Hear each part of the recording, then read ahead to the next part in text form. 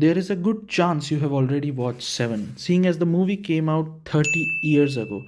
And oh my god, if you have not watched it yet, what are you doing? Go watch it! This movie is, in my opinion, the second best performance Brad Pitt has ever put on cinema. After the movie we do not talk about, but we will talk about it another day.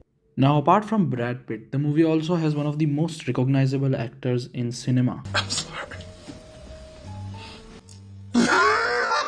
And that is Kevin Spacey. What? What'd you fucking say? I'm kidding, it is Morgan Freeman.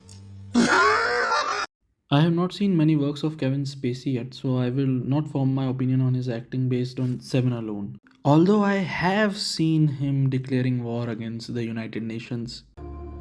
Your wars don't work. Which is why my priorities have changed from profits to policy. I miss when Call of Duty was good.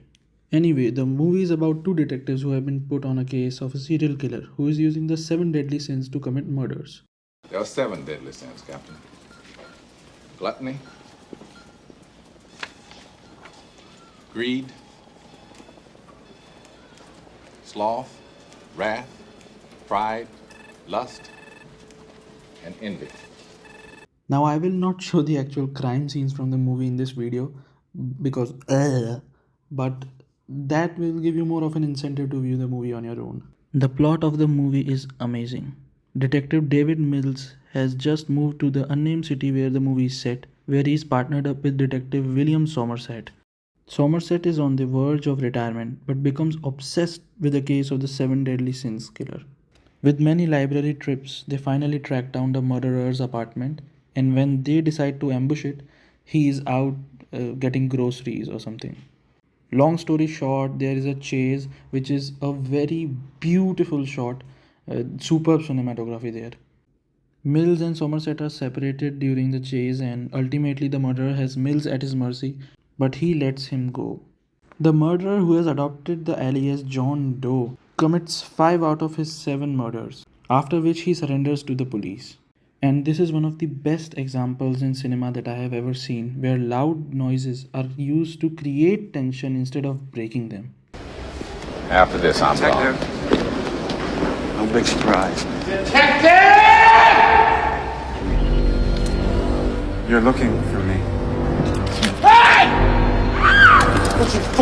We see earlier in the movie that John Doe does not leave any fingerprints on any of the crime scenes, and now the reason for that is revealed. He has sliced off all of his fingertips. What? What'd you fucking say? Since the crimes he has committed are of a very extreme nature, he can easily plead insanity in court and get away with all of them. But he proposes to both our detectives that he wants to go on a car ride with them and show them something. If they agree to this condition, then he will plead guilty right then and there and give up. And reluctantly, the detectives have to agree. During the ride, he reveals his motivation in a very, very beautiful monologue that you guys should hear by yourself. But basically, he believes that he was chosen by a higher power to turn sins against sinners. As any other psychopath, he truly believes that what he is doing is right.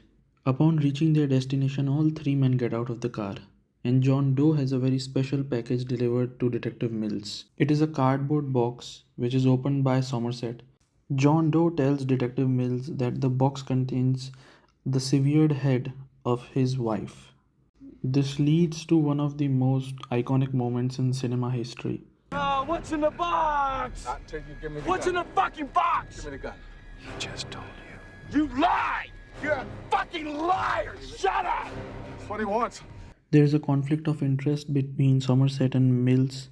While Mills wants to kill John Doe, Somerset explains to Mills that this is what John Doe wants. Doe explains to them that the 2 murders that he has not yet committed are his and Mills. He explains that he envies Mills because Mills leads a very normal life compared to John Doe. So he wants Mills to execute him, as he himself is the sin of envy. And by doing so, Mills will become the sin of wrath. In an act of rage, Mills shoots John Doe, fulfilling whatever twisted purpose John Doe had. Mills is left in a turmoil after all of this, and the movie closes with him being escorted in a police cruiser. Ernest Hemingway once wrote, "The world is a fine place and worth fighting for." I agree with the second part. All in all, the movie is amazing. It has very beautiful cinematography and amazing plot, and the pacing, I have never seen better pacing in any movie. David Fincher never disappoints, and I will check out more of his works.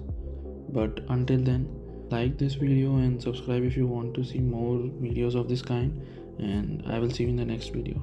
Thank you.